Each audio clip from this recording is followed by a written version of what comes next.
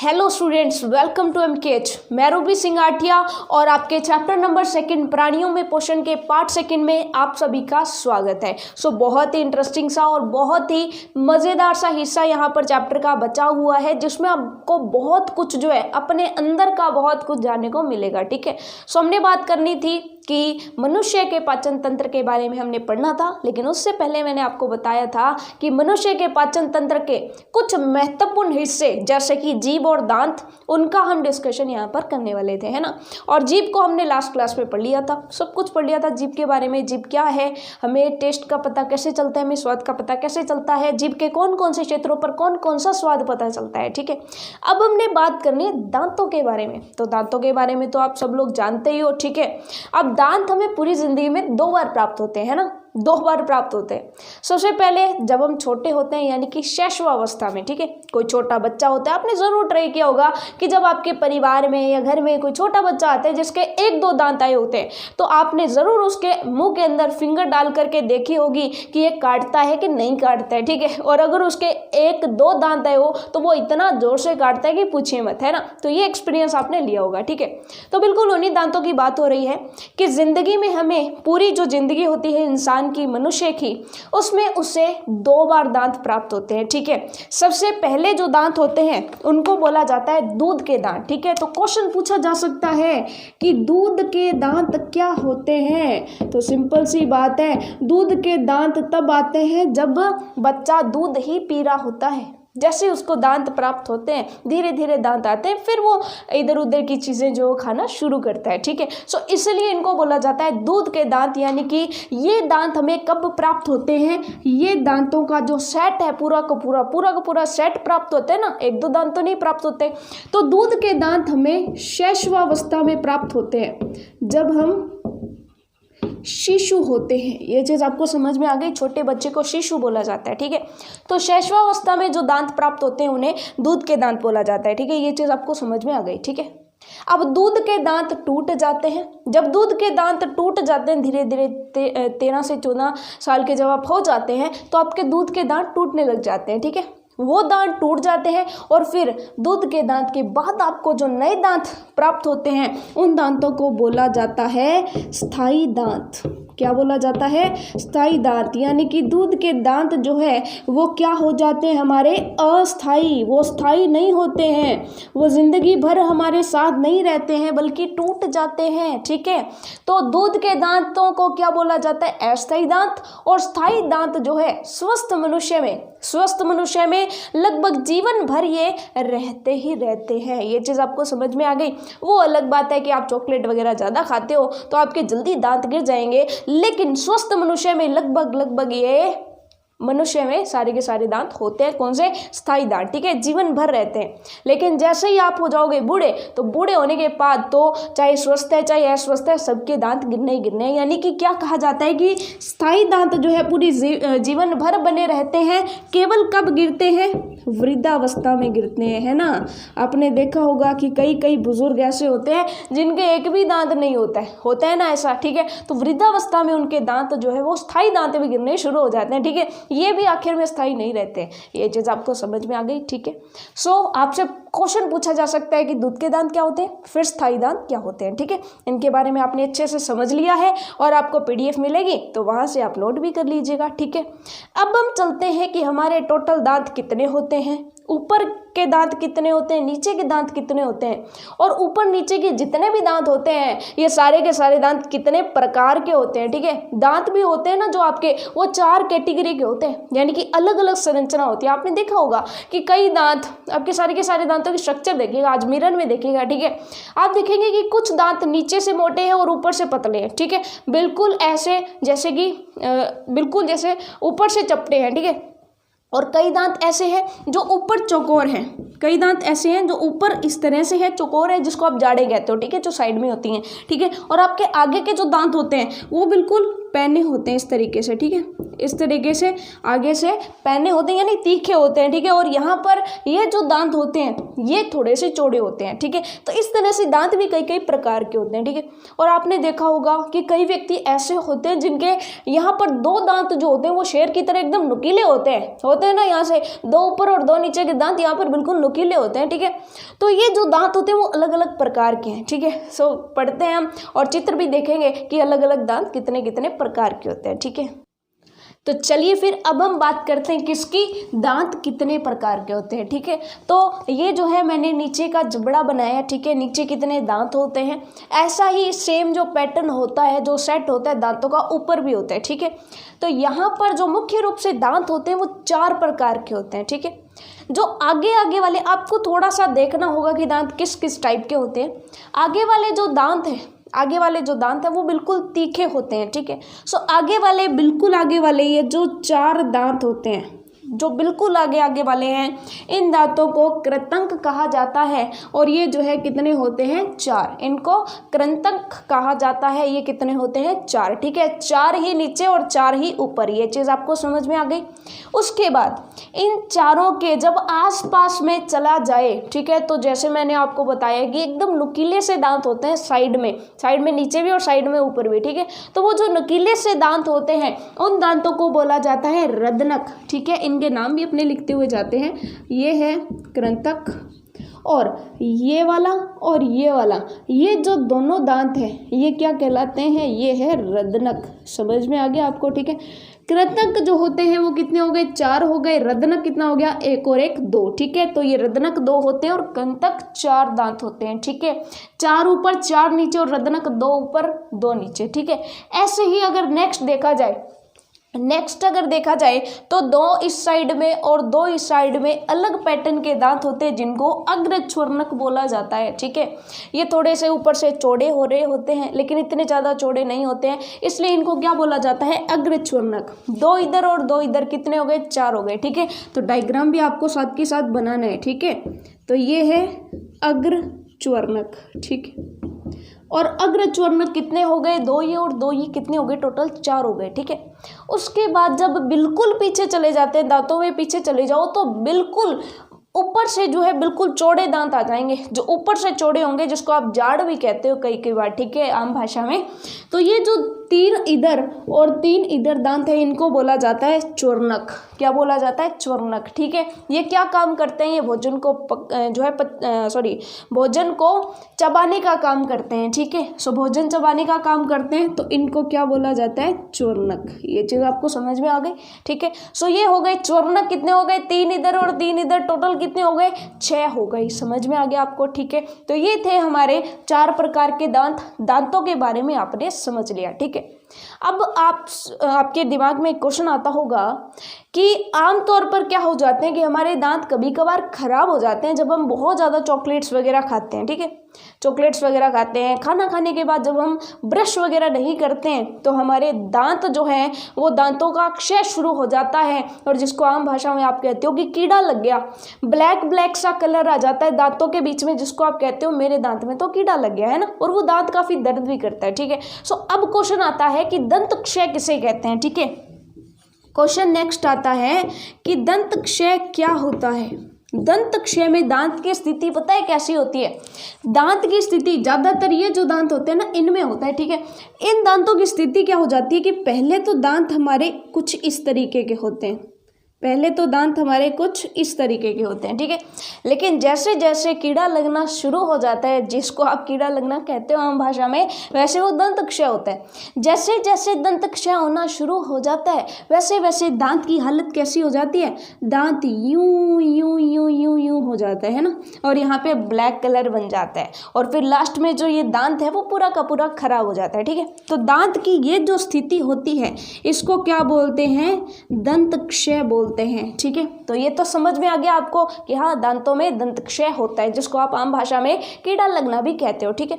अब हम जानेंगे कि ये दंत क्षय होता किस वजह से है, ठीक है, और अगर दांतों को खराब होने से बचाना है तो हमें क्या करना पड़ेगा, ठीक है। तो सिंपल सी बात है कि हमारे मुंह के अंदर, हमारे ये जो मुंह है, ठीक है, इस मुंह के अंदर बहुत सारे जीवाणु रहते हैं। हमारे मुंह के अंदर बहुत सारे जीवाणु रहते हैं जो आमतौर पर हमें कोई नुकसान नहीं पहुंचाते। हमारे मुंह में हर वक्त जीवाणु रहते हैं जो आमतौर पर हमें कभी भी नुकसान नहीं पहुंचाते।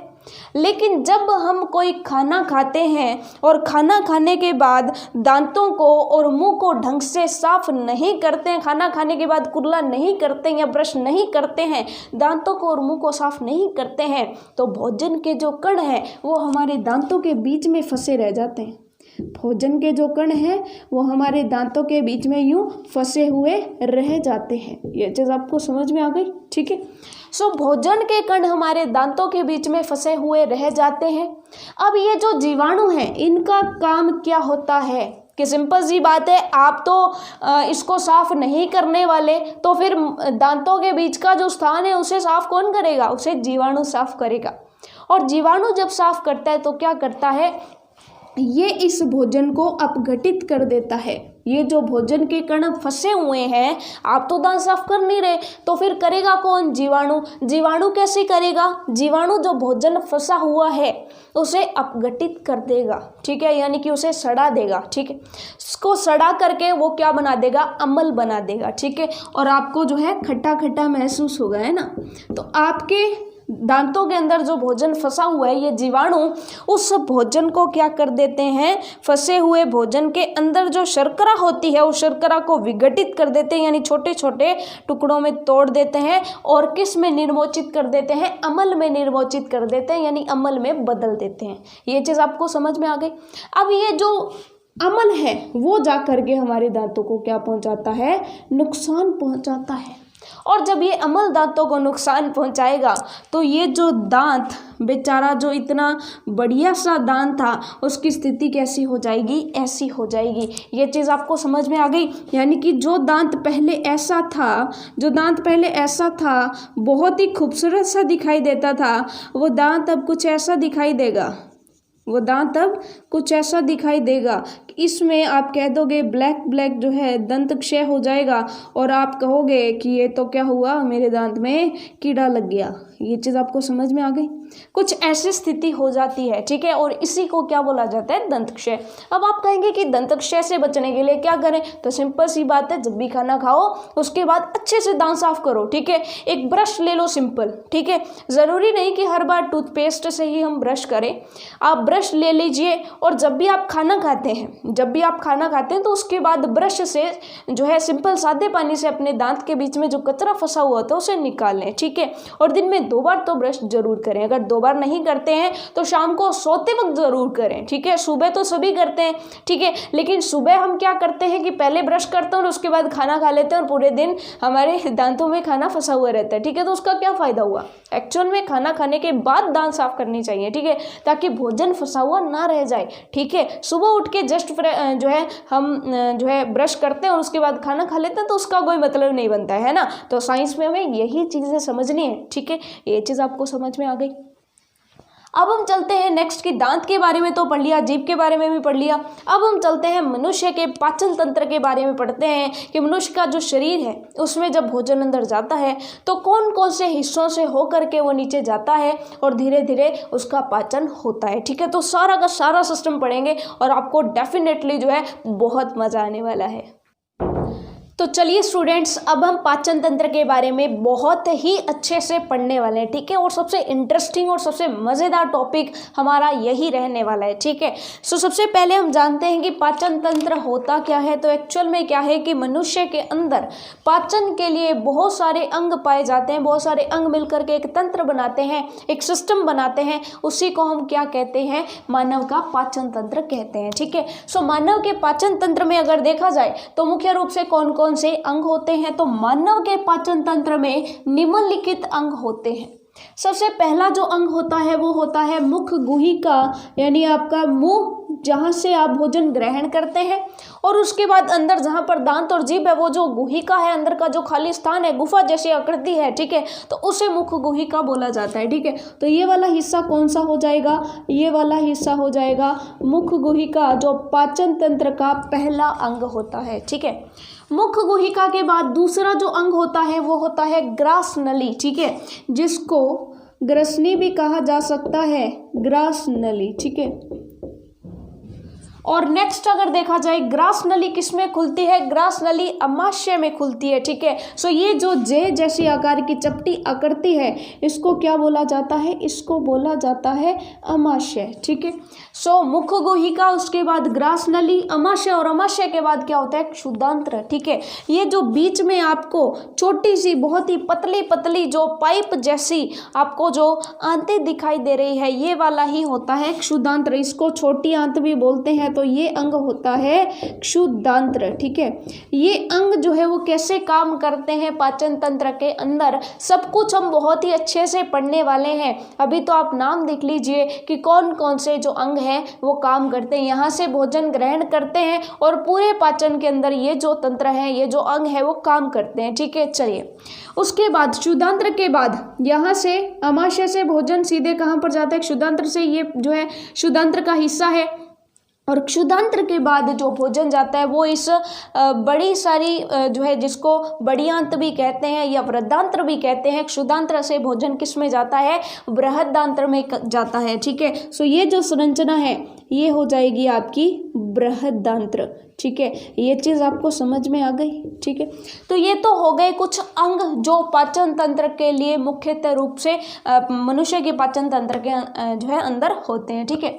उसके बाद है बृहदांत्र के बाद होता है मल द्वार, जहाँ पर जितना भी अपशिष्ट होता है वो हम स्रावित करते हैं, ठीक है। स्रावित नहीं, हम ये कह सकते हैं कि त्याग करते हैं, ठीक है। तो यहाँ पर आपको चीज़ पता चल गई कि ये जो है ये क्या हो जाएगा हमारा, यानी कि हम ये कह सकते हैं कि लास्ट जो है वहाँ पर मल द्वार हो जाएगा, ठीक है। ये चीज़ आपको समझ में आ गई, ठीक है।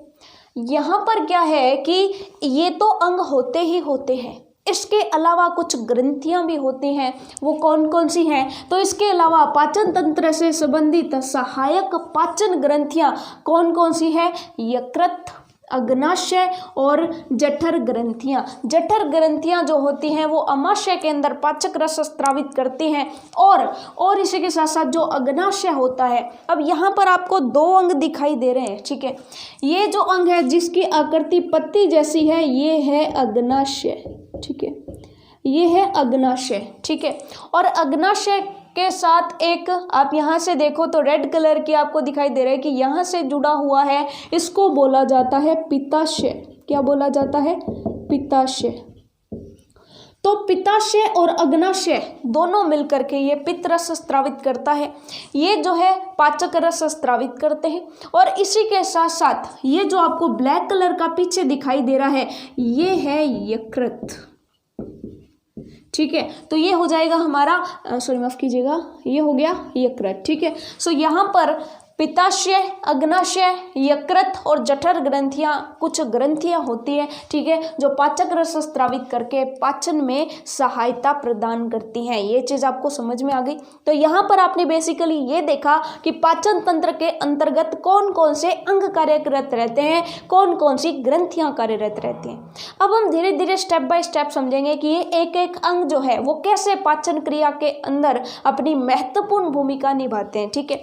तो सबसे पहला जो ऊपर देखा जाए तो मुख गुहा, ठीक है, मुख गुहिका कहें, मुख गुहा कहें, एक ही चीज़ है, ठीक है। सो यहाँ पर अगर पूछा जाए कि मुख गुहा का काम क्या होता है तो भोजन का अंतर्ग्रहण कहाँ से होता है, मुख से होता है। तो आप कह देंगे कि भोजन का अंतर्ग्रहण मुख गुहा से होता है, पहली चीज़।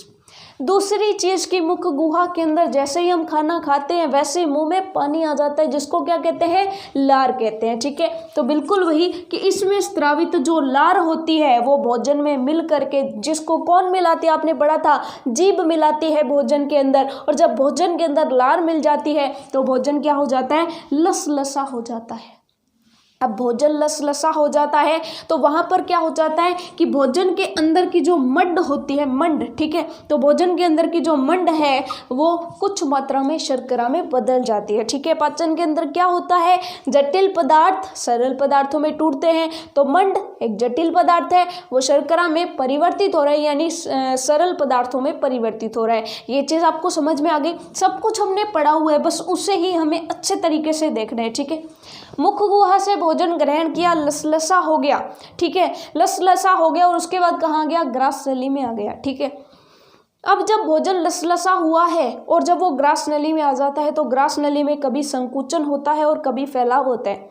जब संकुचन और फैलाव होता है तो इस तरह से भोजन जो है धीरे धीरे नीचे खिसकता रहता है और कहाँ पर आता है, अमाशय में आता है। ये चीज़ आपको समझ में आ गई, ठीक है। तो भोजन यहाँ पर क्या होता है, ग्रसिका में कोई पाचन क्रिया नहीं होती है, इस ग्रास नली या ग्रसिका में कोई पाचन क्रिया नहीं होती है, ठीक है। यहाँ पर क्या होता है कि भित्ति के संकुचन से भोजन नीचे की ओर सरकता है, यह गति भोजन को नीचे की ओर धकेलती है, ये संकुचित होती है, ठीक है, और फिर फैलती है, संकुचित होती है, फैलती है, तो भोजन नीचे जाता रहता है। ये चीज़ आपको समझ में आ गई, ठीक है।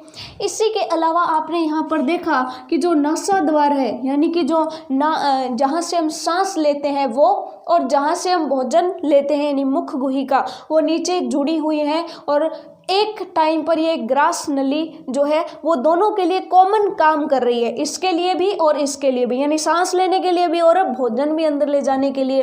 तो यहाँ पर क्या होता है कि आपके दिमाग में ऐसा क्वेश्चन नहीं आता क्या कि ये तो कॉमन है, एक पाइप इधर से श्वास नली की तरफ जा रही है और एक पाइप इधर से भोजन की तरफ। क्या कभी ऐसा नहीं होता कि भोजन इसमें चला जाए और सांस हमारा जो है अमाशय में चला जाए, है ना? ऐसा आपके माइंड में क्वेश्चन आता होगा, है ना? तो यहाँ पर एक एपिग्लोटिक्स नाम का एक ढक्कन नुमा संरचना पाई जाती है जिसको घंटी ढक्कन भी कहते हैं, ठीक है। सो घंटी ढक्कन क्या करता है कि जैसे ही भोजन आता है तो घंटी ढक्कन बंद हो जाता है, घंटी ढक्कन इस तरह से बंद हो जाता है, ठीक है।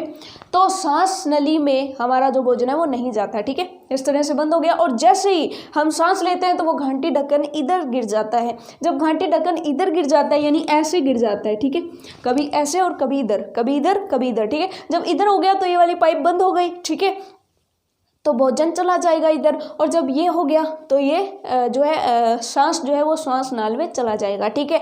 ये जो मेथड होता है, ये जो काम होता है, ये ऑटोमेटिक होता है ना। ये तो आपको पता है कि शरीर के अंदर सारी की सारी क्रियाएं भगवान ने हमें सेट करके दिए हैं ना। तो ये चीज़ आपको समझ में आ गई। तो ग्रसिका के काम के बारे में हमने समझ लिया, मुख गुहिका के जो काम था वो हमने समझ लिया। नेक्स्ट हम चलते हैं अमाशय के बारे में। ये आ गया हमारा अमाशय। अब भोजन हमारा किस में आ गया, अमाशय में, ठीक है। अब अमाशय कैसी संरचना है, तो आपको दिखाई दे रहा है कि अमाशय एक मोटी भित्ति वाली थैली नुमा संरचना है। यहाँ पर मैंने बहुत शॉर्ट में लिखा है, आपको ये नोट नहीं करना है, आपको PDF में से बहुत ही अच्छे तरीके से मिलेगी, तो वहाँ पर आपको इस क्वेश्चन को अच्छे से नोट करना है, ठीक है। ये आपको नोट नहीं करना है, ये सिर्फ आपको समझाने के लिए है, ठीक है। तो अमाशय जो है यह है मोटी भित्ति वाली थैली नुमा संरचना है। ये मोटी भित्ति वाली थैली नुमा संरचना है, ठीक है। इसमें स्थान होता है काफी सारा, ठीक है। अब क्या होता है कि ये सबसे चौड़ा भाग है, ये पूरे पाचन तंत्र का सबसे चौड़ा भाग है। ये चीज़ आपको समझ में आ गई, ठीक है। आपको दिखाई भी दे रहा है कि आप देखिए सबसे चौड़ा और सबसे बड़ा भाग कौन सा है, अमाशय है। ये चीज़ आपको समझ में आ गई, ठीक है। यह चपटा व जे आकृति का होता है, आपको जे जैसी आकृति दिखाई दे रही होगी, ठीक है। तो जे आकृति का होता है और चपटा होता है, ठीक है। उसके बाद है कि अमाशय का आंतरिक स्तर। अब अमाशय का जो आंतरिक स्तर होता है, अमाशय का आंतरिक स्तर जो होता है वो दो चीजें स्रावित करता है। एक तो स्रावित का मतलब होता है बाहर निकालता है, ठीक है। जैसे ही भोजन आता है तो ये इस तरह से, जैसे फव्वारे चलते हैं ना, वैसे इस तरह से ये स्रावित करना शुरू कर देता है, ठीक है। ये बिल्कुल वैसे ही है जैसे मुंह में खाना जैसे ही हम रखते हैं तो वैसे हमारी लार जो है वो निकलना शुरू हो जाती है ना, तो उसको कहेंगे लार स्रावित होती है, ठीक है। तो वैसे ही यहाँ पर जो है कुछ चीज़ें स्रावित होती हैं। वो क्या क्या होती हैं, तो यहाँ पर दो चीज़ें स्रावित होती हैं, एक तो श्लेष्मल और एक हाइड्रोक्लोरिक अम्ल, ठीक है। अब आपको पता है एसिड, हाइड्रोक्लोरिक अम्ल, वो अगर यहाँ पर स्रावित होगा तो वो अमाशय की भित्ति को नुकसान पहुँचा सकता है, उसको क्षतिग्रस्त कर सकता है। तो इसलिए अमाशय की भित्ति को उस अम्ल से सुरक्षा प्रदान करने के लिए एक और चीज भी तो स्रावित हो रही है साथ के साथ, कौन सी, श्लेष्मल, ठीक है। श्लेष्म यहाँ पर एक श्लेष्म क्या होती है कि एक परत चढ़ा लेती है, परत चढ़ा लेती है, यहाँ पर एक परत बन गई श्लेष्म की। तो वहाँ पर जब अम्ल स्रावित होगा तो वो भोजन से जब क्रिया कर रहा होगा तो उसकी जो भित्ति होगी हमारे अमाशय की तो वो क्षतिग्रस्त नहीं होगी। ये चीज़ आपको समझ में आ गया, ठीक है। तो यहाँ पर हमने समझा कि हाइड्रोक्लोरिक अम्ल और इसके साथ साथ पाचक रस स्रावित करती है, श्लेष्म आंतरिक स्तर को सुरक्षा प्रदान करता है। ये चीज़ आपको समझ में आ गई। अब अम्ल क्या करता है, हाइड्रोक्लोरिक अम्ल क्या काम करता है कि भोजन के साथ जो भी जीवाणु यहाँ तक पहुँच जाते हैं, भोजन खाते हैं तो भोजन के साथ अगर कोई जीवाणु आ गया है अमाशय के अंदर तो हाइड्रोक्लोरिक एसिड जो है उन जीवाणुओं को नष्ट करता है। ये चीज़ आपको समझ में आ गई, ठीक है। अब नेक्स्ट अगर हम चलें, जीवाणुओं को नष्ट करता और साथ ही साथ यह माध्यम को अम्लीय बना देता है। उस भोजन को, ये जो मटेरियल आया है भोजन का, उसको अम्लीय बना देता है। जब ये माध्यम को अम्लीय बना देता है तो वो जो पाचक रस है वो अम्लीय माध्यम में भोजन को आसानी से पचा पाते हैं, यानी कि पाचन में सहायता प्रदान करता है। ये चीज़ आपको समझ में आ गई। अब नेक्स्ट है कि पाचक रस क्या करते हैं, पाचक रस भोजन को पचाते हैं और किस में चेंज करते हैं। तो आपको पता होना चाहिए कि पाचक रस जो होते हैं वो जो प्रोटीन होता है भोजन के अंदर उसे सरल पदार्थों में विघटित करते हैं। विघटित का मतलब क्या हो गया, तोड़ते हैं। ये चीज़ आपको समझ में आ गया। तो आपने अब तक कहाँ तक स्टडी कर लिया, अमाशय तक, ठीक है। अब अमाशय के बाद नेक्स्ट देखते हैं कि नेक्स्ट कौन सा हिस्सा क्या जो है अपना महत्वपूर्ण सहयोग देता है पाचन की क्रिया के अंतर्गत, है ना सचमुच में इंटरेस्टिंग सा पार्ट। तो चलिए अब हम चलते हैं हमारे पाचन तंत्र के नेक्स्ट हिस्से पर, ठीक है। तो पाचन तंत्र का नेक्स्ट हिस्सा कहाँ पर आ गए, हम क्षुधांत्र में आ गए, ठीक है। आप कहेंगे हम तो अमाशय में थे, हम क्षुधांत्र में कैसे आ गए, ठीक है। सो अमाशय के बाद यहाँ से क्षुधांत्र शुरू हो जाती है, ठीक है, जिसको आप छोटी आंत भी कहते हो, जो कि यहाँ पर अत्यधिक कुंडलित संरचना बनाए हुए एक दूसरे में उलझी हुई आपको प्रतीत हो रही है ना। तो वो ये जो कुंडलित संरचना है और ये जो अमाशय के बाद की संरचना है ये क्षुधांत्र ही है, ठीक है। सो अमाशय के बाद में भोजन कहाँ पर प्रवेश करता है, क्षुधांत्र में प्रवेश करता है, ठीक है। क्षुधांत्र अग्न्याशय, सॉरी माफ कीजिएगा, हमने अग्न्याशय जो है सही नहीं लिखा है, ये है अग्न्याशय, ठीक है। सो ये जो है हम अग्न्याशय से जो है और यकृत से जो है स्त्राव जो है वो प्राप्त करती है, यानी कि जो स्त्रावित रस है वो प्राप्त करती है कौन, हमारी क्षुधांत्र, और फिर भोजन का पाचन करती है, ठीक है। तो इसकी जो क्रिया विधि है उसको अच्छे से समझते हैं, ठीक है। सो सबसे पहले क्षुधांत्र जो है वो कितने मीटर लंबी होती है, ध्यान से देखिएगा कि यह 7.5 मीटर लंबी अत्यधिक कुंडलित नली है, ठीक है। बहुत ज़्यादा कुंडलित होती है, एक दूसरे में उलझी हुई होती है और 7.5 मीटर लंबी होती है, ठीक है। ये चीज़ आपको समझ में आ गई। यह यकृत तथा अग्न्याशय से स्त्राव प्राप्त करती है, ठीक है। इसकी भित्ति से भी कुछ रस स्त्रावित होते हैं, इसकी जो भित्ति है इससे भी कुछ रस स्त्रावित होते हैं, ठीक है। ये चीज़ आपको समझ में आ गई। अब बात करते हैं ये जो यकृत है और ये जो अग्न्याशय है ये क्या चीज़ें हैं, ठीक है। सो यहाँ पे मैंने आपको बताया था कि हमें जो है यकृत से पित्तरस प्राप्त होता है, ठीक है, और अग्न्याशय ग्रंथि से भी हमें जो है पाचक रस प्राप्त होते हैं जिसको हम अग्न्याशयिक रस कहते हैं, ठीक है। तो अब इनके एक एक करके बात करते हैं। सबसे पहले बात करते हैं यकृत की। यकृत गहरे लाल भूरे रंग की ग्रंथि है जो उदर के ऊपरी भाग में दाहिनी ओर अवस्थित होती है, ठीक है। उदर के दाहिनी और ऊपरी भाग में दाहिनी ओर अवस्थित होती है, ठीक है। यह शरीर की सबसे बड़ी ग्रंथि है। यह पित्त रस स्रावित करती है जो एक थैली में संग्रहित होता रहता है, इसे पित्ताशय कहते हैं। ये चीज़ आपको समझ में आ गई। पित्त रस वसा के पाचन में महत्वपूर्ण भूमिका निभाता है। यहाँ पर क्या होता है कि ये जो यकृत है, यकृत से पित्त रस निकलता है और ये यहाँ पर थैलीनुमा संरचना आपको दिखाई दे रही है, पित्ताशय में वो इकट्ठा होता रहता है। ये चीज़ आपको समझ में आ गई, ठीक है। अब पित्ताशय में जो पित्त रस इकट्ठा होता है वो भोजन में जो वसा पाई जाती है, जो घी आदि में पाई जाती है, तो उसका पाचन यहाँ पर होता है। ये चीज़ आपको समझ में आ गई। नेक्स्ट अगर देखा जाए अग्न्याशय की बात अगर हम करें तो अग्न्याशय हल्के पीले रंग की ग्रंथि है। ये हल्के पीले रंग की ग्रंथि है और इसकी जो संरचना होती है वो पत्ती के जैसी होती है, ठीक है। नेक्स्ट देखिए, अग्न्याशयिक रस कार्बोहाइड्रेट व प्रोटीन पर क्रिया करता है। यहाँ पर कंफ्यूज नहीं होना है। पित्तरस किसका पाचन करता है, वसा का, और अग्न्याशयिक रस जो है वो किसका पाचन करता है, वो करता है कार्बोहाइड्रेट का और प्रोटीन का। कार्बोहाइड्रेट सरल अणुओं में टूट जाते हैं, प्रोटीन भी सरल अणुओं में टूट जाते हैं। ये चीज़ आपको समझ में आ गई, ठीक है, तथा इनको उनके सरल रूपों में परिवर्तित कर देती है। अब क्या होता है कि आंशिक रूप से पचा हुआ भोजन अब क्षुधांत्र के निचले भाग में पहुंचता है। ये तो हो गए ऊपर के भाग की बात। अब बात करते हैं ये जो रेड कलर से जो दिखाया गया है क्षुधांत्र का निचला हिस्सा। अब क्षुधांत्र के निचले हिस्से में जब भोजन पहुंचता है तो वहां पर निचले भाग में पहुंचता है तो जहां आंत्ररस पाचक क्रिया को पूर्ण कर देता है। यहाँ पर आंत्ररस स्रावित होता है जो कि यहाँ पर भोजन का पूर्ण पाचन कर देता है। ये चीज़ आपको समझ में आ गई, ठीक है। सो क्षुधांत्र की पूरी क्रियाविधि आप समझ गए हैं, ठीक है। अब यहाँ पर आपने ये तो समझ लिया कि क्षुधांत्र क्या करेगी। क्षुधांत्र जो है यहाँ पर जो भी भोजन आएगा उसमें से वसा का पाचन कर लेगी।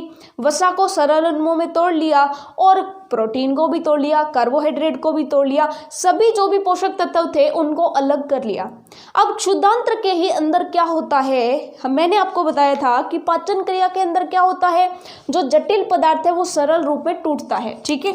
जो जटिल पदार्थ है वो सरल अणुओं में टूटता है ताकि शरीर उनको एक एक को ले सके अलग अलग, ठीक है। ऐसा ही तो होता है, ठीक है। तो अब ये क्या हुआ, क्षुधांत्र में आकर के अलग अलग टूट गए। अब इनको अवशोषित भी तो करने, इनको जो है हमारे रक्त के द्वारा जो है शरीर के सभी भागों में भी तो पहुंचाना है, ठीक है। सो इनका अवशोषण भी कहाँ पर होता है, क्षुधांत्र के अंदर होता है, ठीक है। थोड़ा सा समझने की कोशिश कीजिएगा, थोड़ा सा इसमें जो है समझने वाली चीज है कि हमने पाचन का मतलब क्या था, जटिल अणुओं को सरल अणुओं में तोड़ तो लिया, लेकिन उन सरल अणुओं को तोड़ करके रक्त में मिक्स करने की प्रोसेस और रक्त के द्वारा पूरे शरीर में पहुंचाने की जो प्रोसेस है उसके लिए हमें उनको भोजन से अलग भी तो करना पड़ेगा, ठीक है। और अलग करने का काम कौन करती है, क्षुधांत्र करती है, ठीक है। इसी में पाचन हो रहा है, वसा का पाचन होगा, वसा का अवशोषण हो जाएगा, भोजन से वसा निकल गई। कार्बोहाइड्रेट का पाचन होगा, कार्बोहाइड्रेट के जो सरल अणु थे वो निकल गए। उसके बाद प्रोटीन का पाचन होगा, प्रोटीन के सरल अणु निकल गए, ठीक है, यानी अवशोषित हो गए। किसने अवशोषित कर लिया, क्षुधांत्र ने। यहाँ पे ऐसे सोच सकते हो कि भोजन क्षुधांत्र में से जा रहा है और क्षुधांत्र उसमें से एक एक चीज उठा रही है, ठीक है। जो उसके काम की चीज है वो क्षुधांत्र उठा रही है, ठीक है। अब क्षुधांत्र ने उठा लिया तो उसको क्या कहेंगे, अवशोषण। ये चीज आपको समझ में आ गई। अब जो बचा हुआ भोजन होगा वो कहाँ पर चला जाएगा, बृहदांत्र में चला जाएगा, ठीक है। तो ये जो क्षुधांत्र में भोजन के अवशोषण की प्रोसेस है और बाकी का जो बचा हुआ प्रोसेस है कि बृहदांत्र में किस तरह से जो है भोजन का पाचन होता है, ये हम पढ़ेंगे नेक्स्ट स्लाइड में, ठीक है। तो चलिए फिर क्लास, क्योंकि आज हमारी काफ़ी लंबी हो चुकी है, हालांकि काफ़ी इंटरेस्टिंग क्लास थी, आपको मज़ा आया होगा, है ना, लेकिन फिर भी क्लास काफ़ी लंबी हो चुकी है। सो हमें जो है क्षुधांत्र का से भोजन का अवशोषण किस प्रकार से होता है और फिर नेक्स्ट जो है बृहदांत्र और मलद्वार जो पाचन तंत्र के बहुत ही महत्वपूर्ण अंग हैं, ठीक है, उनके बारे में जो है हम नेक्स्ट जानेंगे। और इसी के साथ साथ ऐसे जंतु, ऐसे जीव, ऐसे जानवर आप ये कह सकते हैं जो कि यानी कि पशु और ऐसे जीव, ठीक है, जो घास फूस खाते हैं, ठीक है, तो उनमें घास फूस का पाचन कैसे होता है, उनमें क्या स्पेशल होता है कि वो घास को पचा पाते हैं लेकिन मनुष्य घास को नहीं पचा पाता, ठीक है। तो उनमें डिफरेंस जानेंगे। इसी के साथ साथ अमीबा जो है वो भोजन कैसे प्राप्त करती है, अमीबा जो है संभरण कैसे करती है भोजन का, ठीक है। तो ये सब कुछ जो है हम जो है हमारी नेक्स्ट क्लास में पढ़ने वाले हैं। तो डेफिनेटली नेक्स्ट क्लास में भी आपको बहुत मज़ा आने वाला है, ठीक है। तो इसी के साथ आज की क्लास में बस इतना ही, मिलेंगे नेक्स्ट क्लास में, तब तक के लिए all the best for your self studies.